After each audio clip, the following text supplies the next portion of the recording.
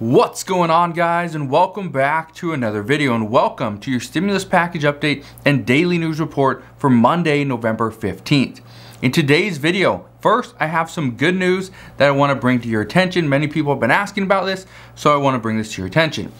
We also have some updates on an $1,800 payment. I want to talk about the stimulus package. We got an update there.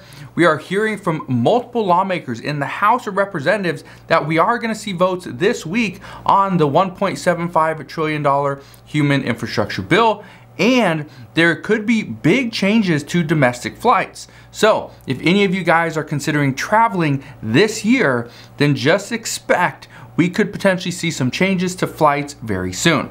So I'm going to address all that in today's video. First off, hopefully you guys had an incredible weekend. Hopefully your week will go just as good. Let's get into the update for today. Here's the good news. First, the child tax credit payments for the month of November come out today. That is good news. That is very good news for millions of families that need this $250 or $300 payment. This is per month per child. Now, here's the other news. I've been getting a lot of questions from people here inside the community and on the channel asking, what can I do? I've never received the child tax credit payments, but I should qualify. What can I do? Well, I did some research and here's what we know. You have until tonight, okay? This is very important. So also do me a favor, if you have friends and family, go share this video with them over on Facebook as well, because they have until the end of the day today. Here's what I can tell you. You can still receive your up to $1,500 for a child between 6 and 17, or up to $1,800 for a child between 0 and 5. You can receive that money next month, in a month from today on December 15th. Here's what you need to understand. If you didn't file your taxes in 2019 or 2020, you didn't go and apply or put in your information on the IRS.gov website, then you aren't getting the $250 or $300 payments. However, the IRS will still give you your full payment. That is the $3,000 or $3,600 payments, but they break it up. You get half of it now. You can get the other half when you file your 2022 or your 2021 taxes in 2022. But in order to get half of that payment, that's up to $1,800 by December 15th or on December 15th, you have to go and sign up through the IRS.gov website. Use their portal. You have until 11:59 p.m. This is Eastern Standard Time. Okay? That is, I believe, was at 8:59 Pacific Standard Time. Okay, that's PM as well. Okay, so you have to do that today. If you miss out, you will not get the $1,800 on December 15th. However, you can still get the full amount, up to $3,600 per child, when you file your taxes in 2022. But remember, it has to be done today. Now, I know a lot of people are tired of hearing about the child tax credit payments because there's nothing for people on Social Security. There's nothing for people on a fixed income. Well, according to multiple reports, many Democrats say we have to change that. They say we need to provide more to the American people because, as of right now, the report is that Democrats are trying to run their upcoming campaigns off of the additional health care provisions. There's a problem, and I'll address this again in a minute, but the problem is that these healthcare provisions, many of which are not even going to be implemented until after the midterm elections anyway.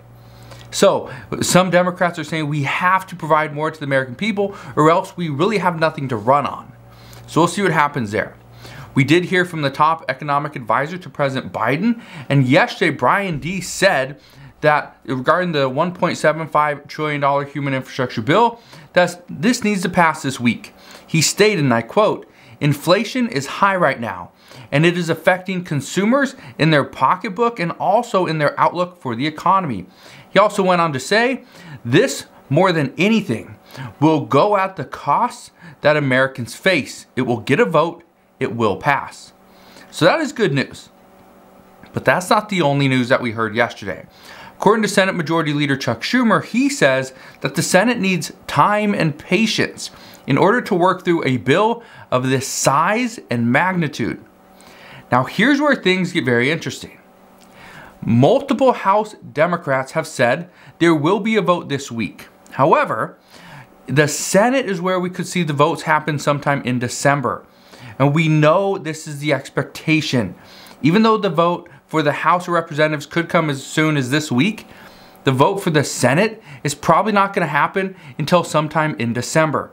Now, I want to explain something to you guys, because one of the things that we've been seeing from multiple lawmakers and many Senate aides have said this exact same thing, is that senators would like to see how inflation plays out for the month of November.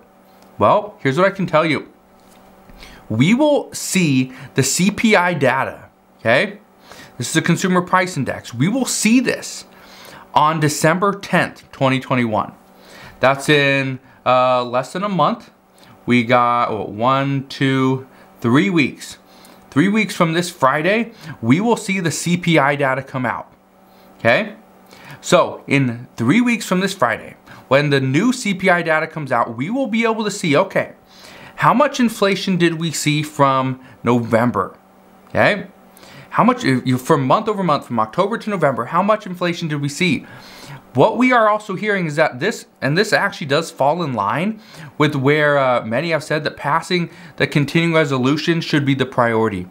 Increasing the debt ceiling should be the priority. Voting on the NDAA, that should be the priority, right? These three things. If these are the priorities, that means the human infrastructure bill could be pushed back. And some say it would be better to push it back into the middle to end of December.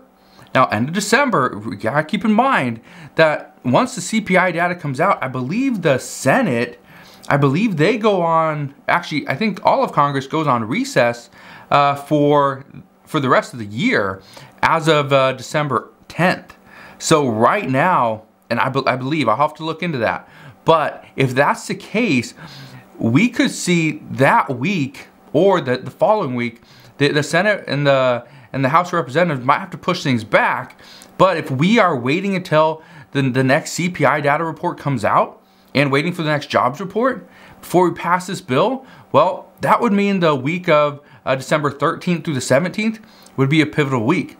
However, I can tell you right now, I'm pretty sure that that Congress is on recess for that week. They're on recess for the end of for the rest of the month after December 10th. So here's the problem. Multiple top Democrats have said that the $1.2 trillion bill was not enough, that they cannot run their campaign on just what was passed through that bill, because that's exactly what Republicans are going to use as well. They're also going to have the other weapon of, well, Democrats haven't done anything. So Democrats say we must do more. They say we need to pass the $1.75 trillion bill. They need to run their campaigns off of something else in addition to healthcare. However, right now, one of the biggest provisions with healthcare, it wouldn't even kick in until after the midterm elections. So a handful of Democrats say that the American people still need more and we have to provide it. However, one of the questions I know I'm going to get asked is, well, what are they going to do? Here's what I can tell you. They want to provide more for the American people through unemployment benefits. They want to put back in some type of an eviction moratorium. But here's the thing. Many people aren't actually getting evicted at this time. Some people are, yes. But across the board, the huge spike that we could have seen hasn't happened. So the expectation is eviction moratorium isn't actually needed. Well, then what about unemployment benefits? Well, according to the White House, we are seeing unemployment drop. What they do not want is to put back in and see additional unemployment benefits added where maybe the self-employed decide not to go find a different job and they go back to collecting unemployment. Well, if we provide, let's say, a $300 boost to unemployment benefits every single week, well, we could actually see some people stay home again, which would cause the unemployment rate to either become stagnant or it would actually go up. So some are saying that this wouldn't be a good move either. So as to what Democrats are planning, what additional benefits they're going to provide for the American people, honestly, I don't know. I wish I could give you an answer. However, I don't know because honestly, I don't think they know. So we'll see what happens there. However, according to multiple reports, we are also seeing that many Democrats want to see President Biden mandate additional vaccines or negative COVID tests. What we have seen just this past week is that more than 35 Democrats, they wrote a letter to President Biden demanding that he mandates vaccines or negative COVID tests for domestic travel. This would be very big. Now, according to Senator Dianne Feinstein, she said that we saw a lot of success of vaccine requirements in the private sector, and we could build off of that. She says, studies have found that more people have become vaccinated after the vaccine mandates were announced, which was a good thing. She said they also show that holiday travel is expected to be up this year, and this would be one of the best ways to stop another surge in COVID cases over the winter months. So, we do not have an answer from the Biden administration just yet, but the expectation is that yes, there will be some form of a vaccine mandate or a negative COVID test. The only problem that we could see is that many airlines have already pushed back on this. They don't want to see this because it could impact air travel. It could cause a lot of people to not fly. And then the other problem is we are about a month away from Christmas and kind of that Christmas break or that Christmas holiday. So because of that, some say that if they've already purchased a ticket and then maybe it's something that can't be refunded or can't be canceled, that could actually impact a lot of these businesses as well. Is okay, now people are stuck with this ticket. They do not want to get a vaccine or they don't want to go and get a COVID test, but they can't go and get a refund. So this could impact air travel quite a bit, but we will see what happens there. But as I know more there, I promise I'll fill you in on that as well, because I think that's going to be huge if we see this for domestic flights. But again, let me know your thoughts on this as well. I know I've asked this in the past where, do you support vaccine or negative COVID tests on an airplane? Many people said yes, but that was also to address international travel, not really domestic flights yet. So we'll see what happens there. Now, regarding vaccine news, here's what we are hearing as of today. According to a recent comparative study, they are saying that Pfizer's shot generates more antibodies than the other three. However, and I want to bring this up because I've been seeing this over the news over the past couple of hours, is that Pfizer's the best shot, okay? This comparative study, this was done with Pfizer, this was done with AstraZeneca, the Sputnik 5, and Sinopharm, okay? Now, if you don't know what Sinopharm is, you don't know what the Sputnik 5 is, okay, I understand. Okay, that's something that we do not have here in the US, okay? But these are studies done across multiple different countries, okay? And the shots that they are receiving. Sputnik 5 is out of Russia. Now, experts are saying that this is one of the reasons why many people are coming into the US or into another country, okay, like Europe, in order to get one of our shots, because they do not want the shot that is being given to them back at their home, whether it's Russia or somewhere else, okay? So what I can tell you right now is, and we've seen this a lot from people in China as well, is that they come over to the US to get one of our shots. So we'll see what happens there, but experts do say that this is one of the reasons why we are giving many shots, or why our numbers are increasing quite a bit. Well, for one, we opened international travel, so that obviously has helped a little bit. But even though somebody could have received a certain vaccine from their home country, right, they come to the US because they want something like Pfizer or Moderna.